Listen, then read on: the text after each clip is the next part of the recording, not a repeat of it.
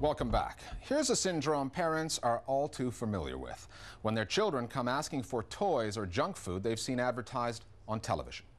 In some countries, that just doesn't happen because they've banned TV ads aimed at kids. Sounds like a simple solution until you consider that some very good children's programs would never get on the air if not for the money producers earn from advertisers. The Listening Post's Meenakshi Ravi now on the quandary facing TV regulators.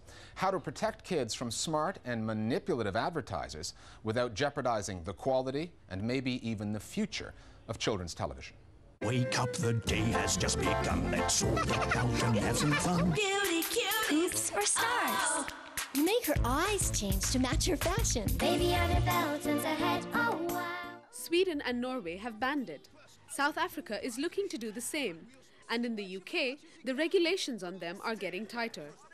TV ads aimed at children are coming under fire more than ever before. Go, Tani! Despite increasing controversy, though, advertising to children on TV is still one of the most powerful selling tools known to man.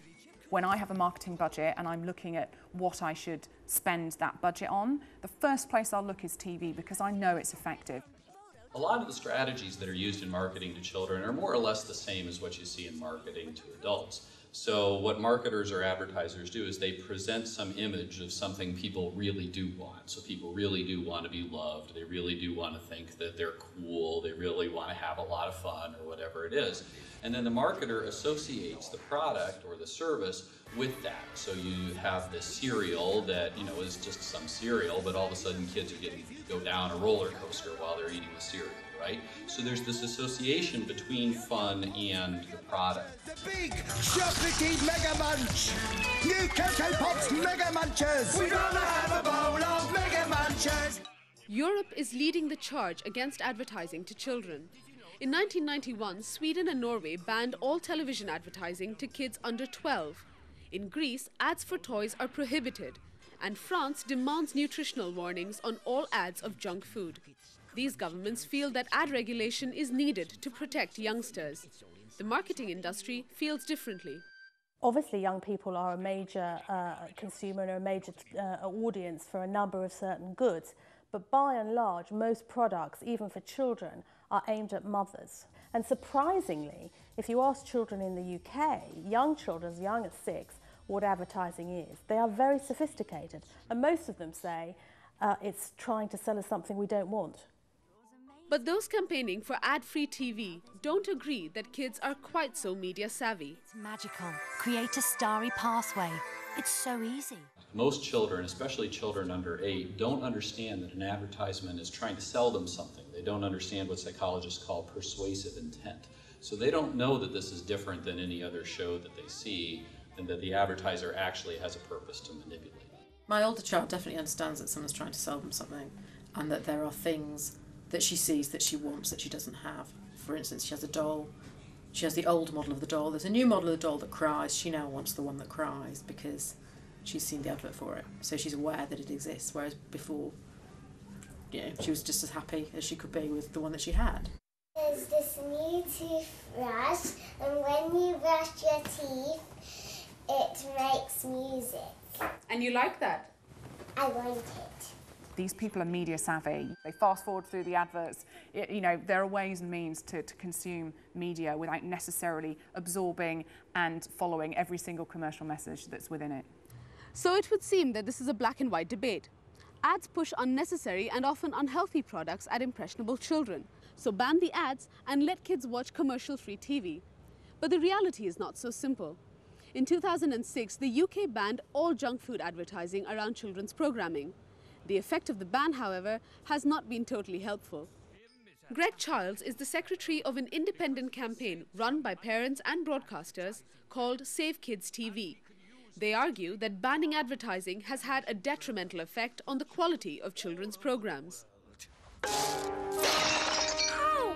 Why did you do that? that for? I'm restricting advertising to children because that's what governments do. Banning advertising for children, restricting food advertising in this country, for example, in the UK, has already affected children's programming significantly. For example, the second biggest broadcaster of children's programmes in the UK was ITV, and also the second biggest commissioner. Now they've pulled out of commissioning altogether. Where's Art Attack? Cancelled. Where's My Parents Are Aliens? Cancelled. This represents the fundamental solitude and universal bleakness of the human condition. Ooh. Channels like MTV don't want their programming to face the same fate. Advertising revenue funds their content. I think it's absolutely fueling new content. For us, the money that we generate through advertising revenue, all that does is it means we have more money to spend on content. We understand completely the reasons why it was felt necessary to ban junk food advertising. But nobody considered when they banned it what it was going to do. We're going to end up with maybe, big maybe, thin kids, but we're going to end up with thicker kids. So is the advertising industry the guardian of children's TV or the villain of the piece? A little bored, are we? It's much easier in the West now to say, well, I'm fat because advertising has pushed crisps at me. What the whole issue comes down to is both personal and parental responsibility. And again, what we're encouraging by further regulation, further bans, is the encouragement of abdication of responsibility.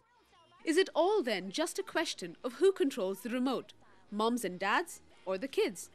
You know, parents need help. There's no way that a parent can stand up against that size of an industry. It's like the guy in Tiananmen Square, standing in front of a whole bunch of Chinese tanks. With the future of children's TV at stake, it's a tough call. Advertisers are often portrayed as the bad guys, but at the same time, they may be the only ones who can help ensure quality children's TV. 'Cause we're worth it too. Our Global Village Voices now on kids, TV, and advertising. As an individual parent, I know that there's limits to how much I can protect my daughter from advertising. Marketers make an end run around parents by targeting children in places such as schools. So I think it's important that we're taking this on as a society. We need to be putting our priorities in favor of protecting children and their well-being rather than protecting the abilities of corporations to make a profit. It's a very complicated business trying to understand the effect of advertising on children. However, I think the protectionists tend to infantilize children. They argue that children are much more naive and gullible than they are. If a parent sits with the children and educates them about television programs and about advertisements, helps them become television literate, then of course they understand this issue much more readily. Nearly every 8-year-old clearly understands when he or she is being advertised to.